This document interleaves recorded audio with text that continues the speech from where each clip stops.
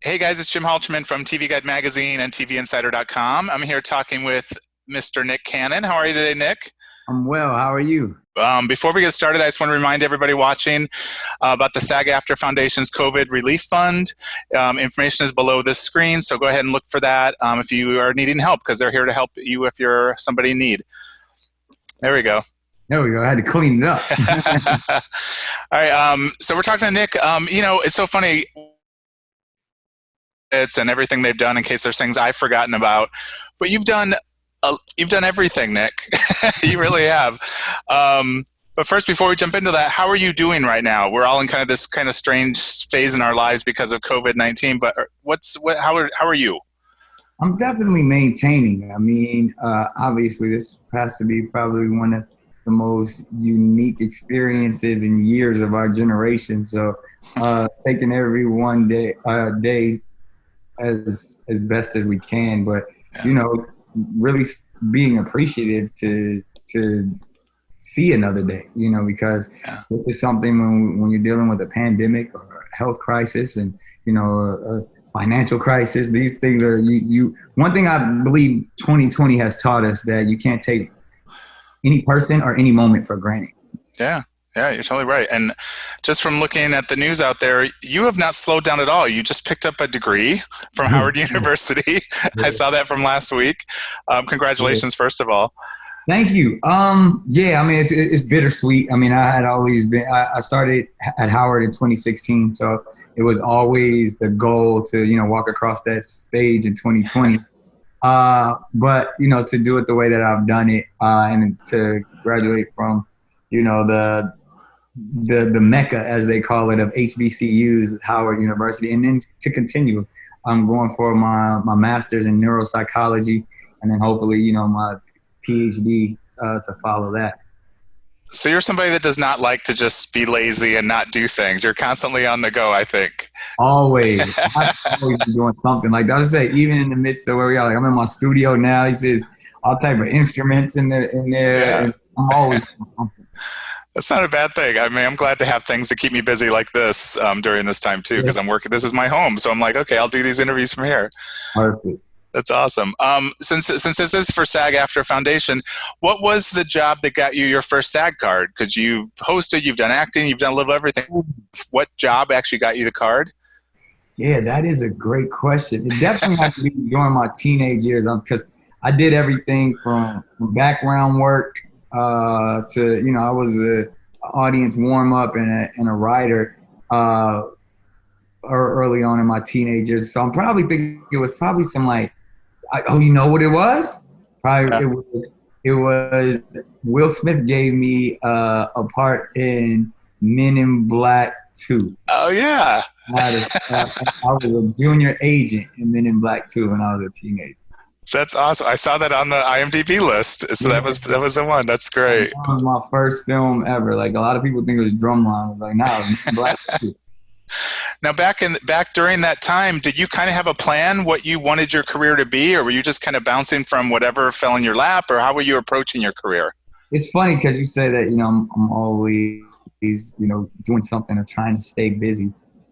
I actually never really wanted to be in front of the camera. I always wanted to be like a writer, a producer. Those are the things that interest me. Music, obviously, but it wasn't really a performer. That just kind of fell in my lap because obviously I did stand-up comedy and was probably one of the younger guys to do it. So that kind of created an opportunity to be in business with Nickelodeon as a teenager. Yeah. And then from there, I just started, as I would write myself into sketches or different sitcoms that I was writing just to have fun. And then it's like, yo, you're pretty good on camera. And that's kind of what, took off for me when I started being like, oh, well, maybe we'll take this acting thing seriously. Yeah. And when you were a teenager and you were on all these different sets and doing things, were you kind of soaking in all the different jobs that were going on around you just to kind of see how it all worked, or what were you doing then?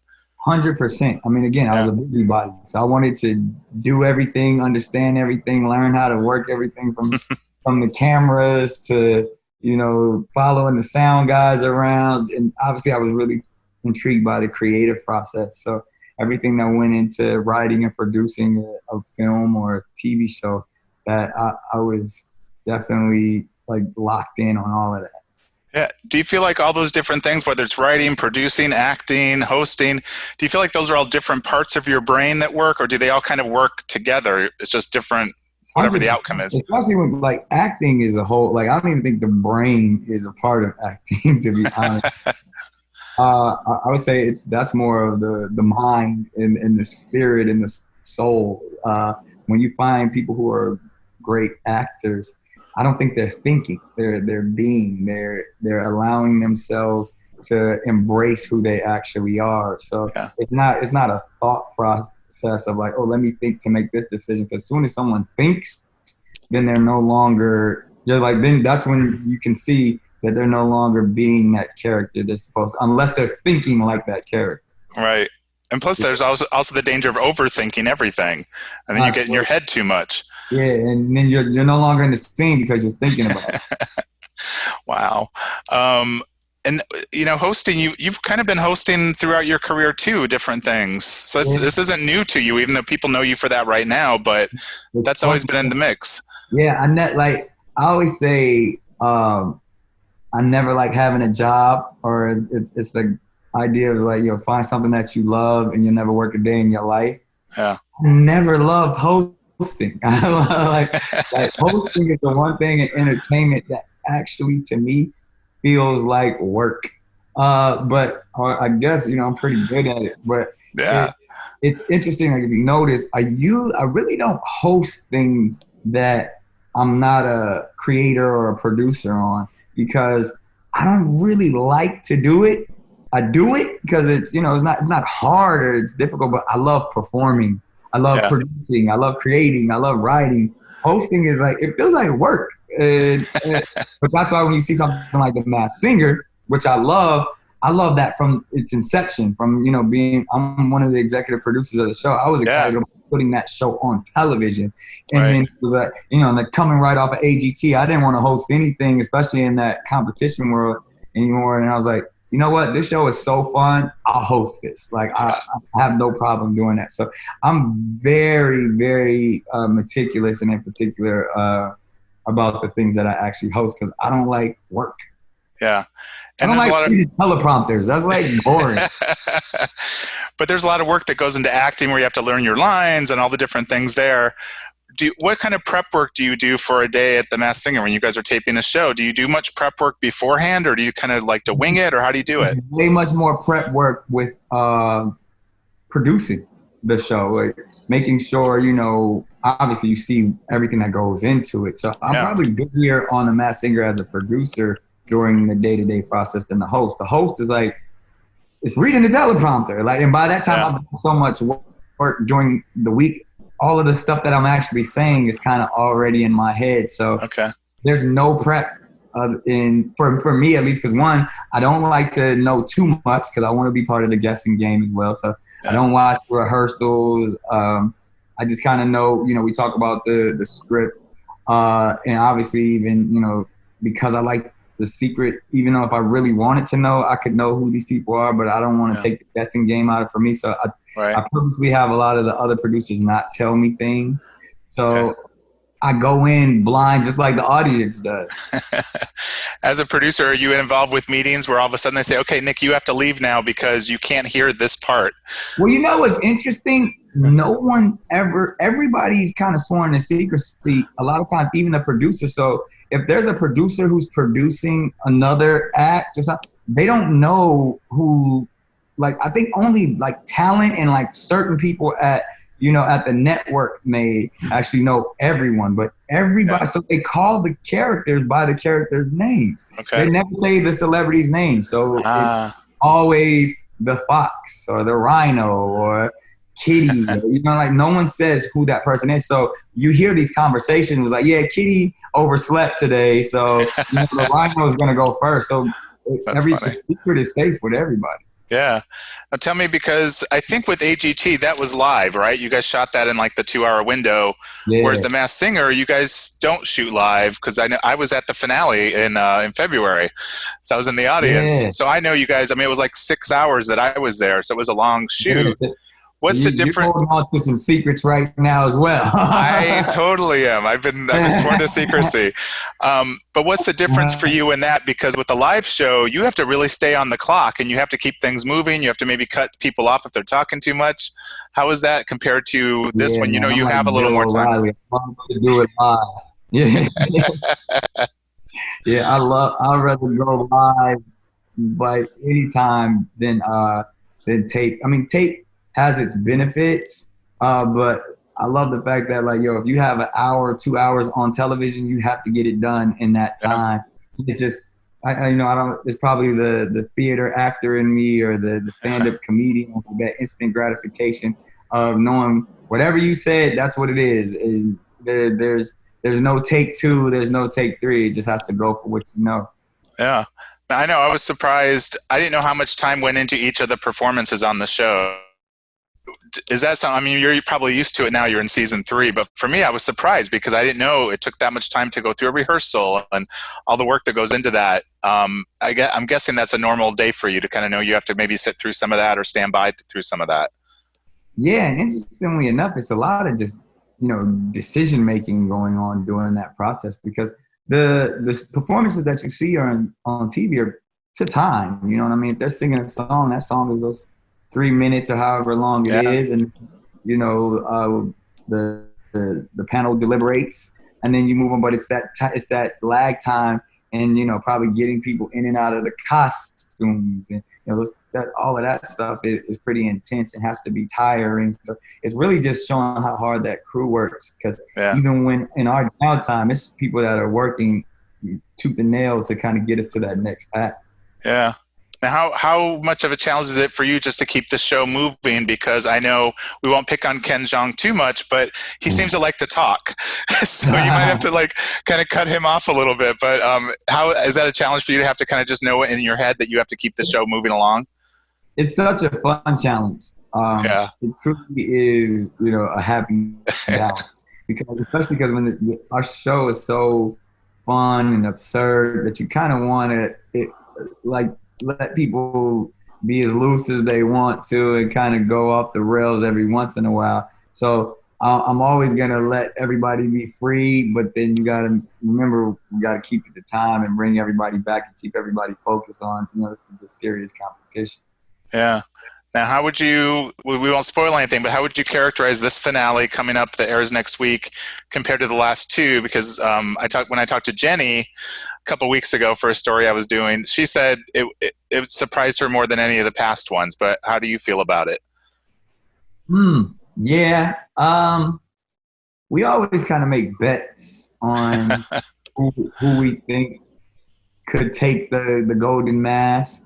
Yeah. I would even say in this top 3, I only probably called like 2 of them that would actually be in the finale, and the person who won wasn't the person I thought was good. Okay. So you're even guessing like the rest of us are. Yeah, 100%. And you're like, whoa, that was surprising. Right.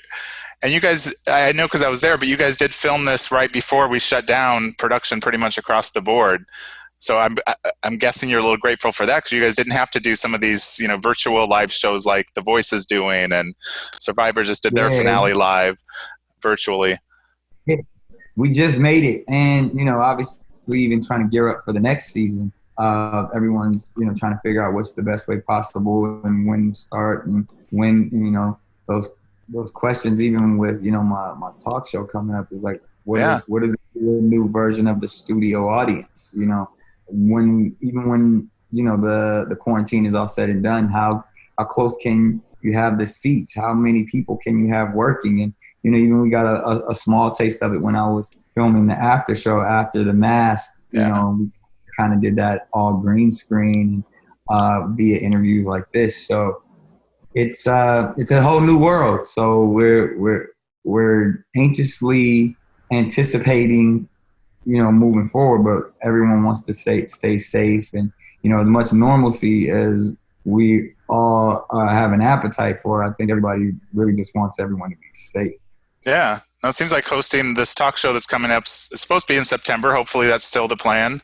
Yeah. Um, but is that just a natural segue for you because it's a little different kind of hosting if you're doing a talk show kind of thing, or what do you think? Yeah, and that's the thing. Going back to what I said, like I don't. If this is something I'm going to be doing every single day, Yeah. I do not want this to feel like work. So like sitting there reading the teleprompter and I'm not interested in, like, oh, we can't do any of that. It has to be authentic to who I am, and it has to be fun. And first and foremost, that's my goal for this to be something I could do fun every day, and then it actually has to be something that is inspiring. Yeah. Do you see any past hosts along the maybe somebody you watched when you were a kid or growing up that you kind of saw as an icon or saw as somebody you could emulate your career after, at least in the hosting vein? Yeah, I did. I've been doing my research, honestly, but especially, and that's when I say everybody from Merv Griffin to Dick Cavett, you know what I mean? Even though like those are kind of like Bob Hope. These are the people that I heard about that were like the best at the top of their game, and I had to go and do the research. And I'm like, wow, I get it. But if I had to say as a kid, the people that I looked up to in this space and that I, saw firsthand would have to be Oprah Winfrey, Yeah. Arsenio Hall, Yeah. Rosie O'Donnell. Oh, yeah. Those are the people that I'm like, I think they did it the best. They kind of shift. All three of those people shifted the culture. There was no one like them before them. You know what I mean? Arsenio was kind of the first young, for the lack of a better term, urban, which just means black, but like almost spoke to the hip hop generation in the '90s in late night. I mean, like it was him and Carson. You know what I mean? It was actually before Leno. And then when you look to see what Oprah Winfrey did, before her, you had your Phil Donahues, you had it wasn't more of you didn't see a strong woman's perspective, let alone an African American woman. But then that was so that spoke to you on a level to where you saw that she was intellectual, but you still looked at her as someone that you can embrace and relate to. So that was compelling. And then, like I said, finally, to see Rosie O'Donnell, I think people forget how amazing Rosie was. She was so good. She was so good. In that afternoon every day, she made you laugh. She was throwing cush balls. Like people love, like Rosie's on it. And it was the first time we saw artist and a celebrity at the top of her game. You know what I mean? She's doing League of Their Own. She's a stand-up comic at her best, and just came in and was so lovable but opinionated and unapologetic and brought comedy to daytime. You didn't see that on that level. Comedy always operated either in prime time or late night. But to see her do it, right there in the time soap operas came on was amazing. So I would take those three and say, if I could embody what all three of them had, that's kind of my blueprint. And Rosie, I remember just really admiring the fact that she let herself be a fan, like we are sometimes.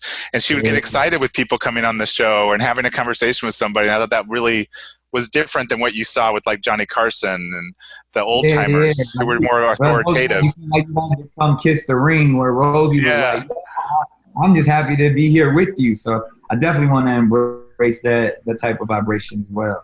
Man, that's awesome. Okay, well, so you have a lot on your plate coming up, but take care of yourself through the rest of this, virus that we're living through and being at home a lot. But it sounds like you're keeping busy. Yeah. The funniest, I tell people often, I got diagnosed with lupus nephritis in 2012.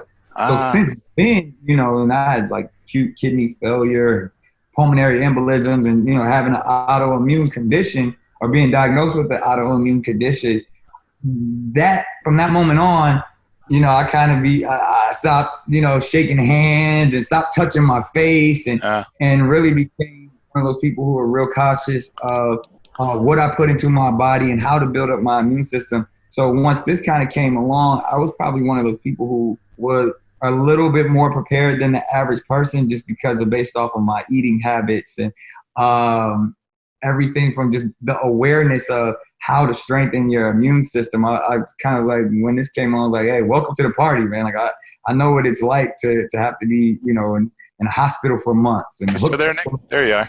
so it's, yeah. So like I said, I've been training for this time for quite a few years.